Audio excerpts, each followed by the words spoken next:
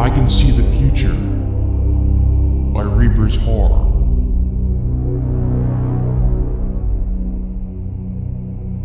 Stephen Jenkins stood there, silently looking out his high-rise office window upon the vast city skyline.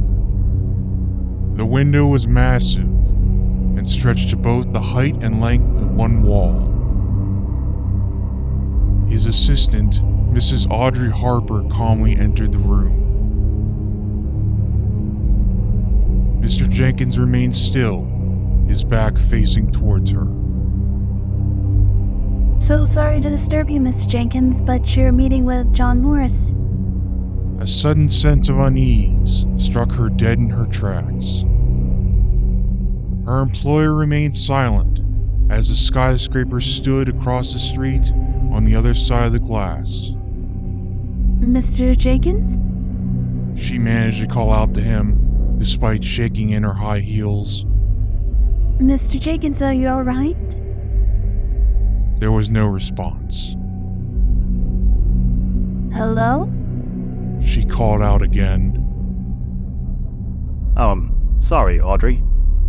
He answered in an unusually calm manner, without a hint of emotion in his voice.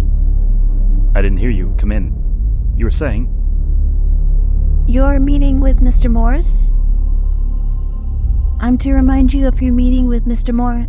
Audrey, am I a good man? He said, cutting her off.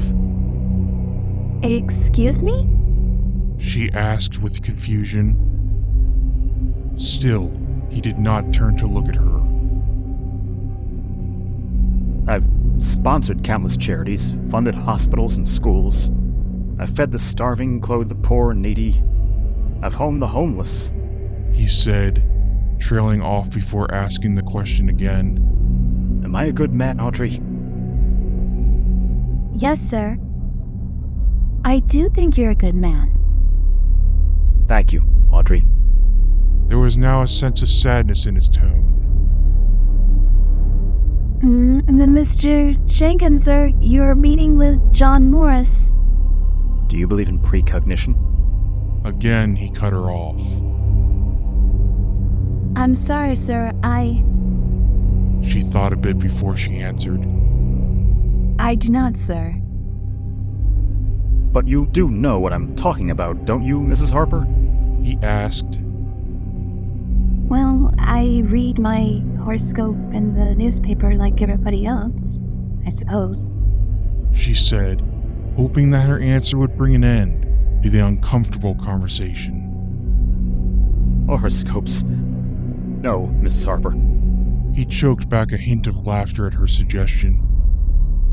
I'm not referring to vaguely written muddlings written by stargazers or palm readers. I'm talking about the ability to see the future, my dear. To see actual events that will happen but have yet to take place. No, sir, I do not believe in such things. She answered quietly. No, you don't now, do you? He prattled on. I can see into the future, Mrs. Harper. This gift, you see. Gift. More like a curse. Mr. Jenkins, I don't know what it is you're trying to say. Audrey said with a significant worry about her. Allow me to explain then. He continued on, with his back still facing Mrs. Harper. I have visions. They flash before my eyes. Sights of things that will happen. I thought it was a wonderful gift. I did. At first. I did when I was a young man, at least. It helped me quite a lot, you see. It's made me a very wealthy man through my business dealings, gambling, even the stock market. It gave me everything I own. His voice then shifted to a dark tone. But things have changed. I began to see things that scared me to my very core. Visions of disasters, natural and man-made. I tried to ignore them, but I couldn't look away. They were too terrible. I tried to stop them from happening. Planes crashing, explosions, small wars overseas. I'd warn others, I'd tell the newspapers, the television reporters, even the politicians, but no one ever believed me. They didn't believe me even after the events took place, proving me right. No one wanted to believe. There was nothing I could do to convince them. Nothing to do I could convince them that I was telling the truth, either. So I began to ignore the visions, kept them to myself. I devoted my time and money to helping others. I needed a way to ease my conscience, but the visions kept coming. I hate this gift. I hate it with all my heart. He cried out. Can you understand that, Audrey? He asked her as he continued to face the buildings outside. Yes, Stephen. I mean, Mr. Jenkins, I understand. She answered, stumbling over her words. Why are you telling me this? She asked. She was utterly confused by the entirety of the conversation she was having with her employer. He was holding something in his right hand, but she could not see what it was. You're 6 weeks pregnant, he said, as he gripped whatever it was in his right hand, hard enough so that blood began to ooze out of his fist. How did you... I just got the results back this morning. I didn't tell anyone, not even my husband. She was shocked by his display of this knowledge. I've seen your future, Audrey. He shook terribly as he spoke. I've seen your son. God forgive me. I'm sorry to tell you, he will not live past childbirth. Her mouth widened as he spoke those last words, like daggers stabbing at her heartstrings, but he wasn't finished yet. Your husband will leave you. He won't be able to bear to look at you anymore. His words dug deep into her, like a knife being twisted more and more with each passing second. Oh my God, no! No, no, no! Audrey, I'm so very sorry. Still, he did not turn to face her, even as her sorrow turned to rage. Am I a good man? He asked her again, his fist squeezing even harder, causing more blood to squirt out of the objects that he held in his right hand. No! She screamed louder than she ever had in her life. You're a monster! You're a lying piece of shit! Say it's not true. Tell me you're lying. It's a curse. Terrible, terrible curse. He was now speaking only to himself. Shut up, you bastard! Shut your lying, stinking mouth! What the hell did I ever do to you? She demanded to know. I've seen the end. Was all he could manage to say in response. Shut up! She continued to wail. I don't want to hear your lies anymore. His grip on the oozing bloody objects grew tighter still, as blood dripped onto the floor by his feet. I've seen the end, Audrey. It frightens me.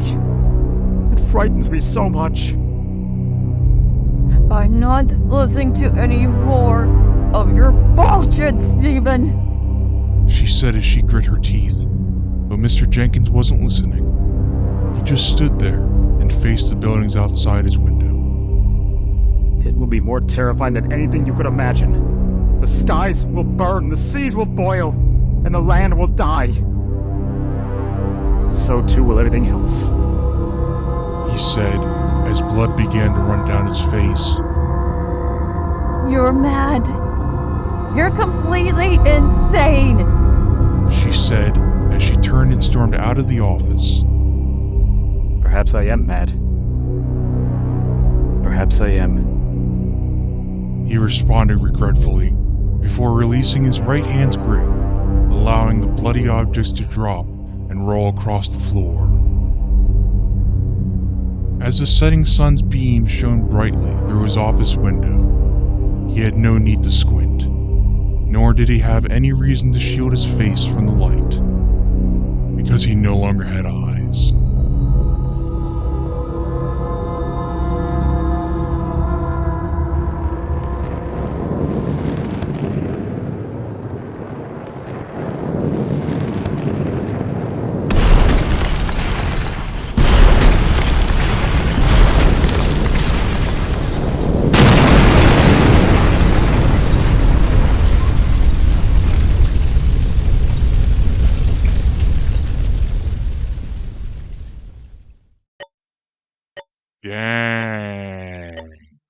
I guess time ran out on that conversation. And speaking of time, I just got this cool clock in the mail. Not sure who sent it, but it sure is neat. Oh well, if you want more explosive content like that, definitely subscribe. Better do it now, 'cause time is running out, if you know what I mean.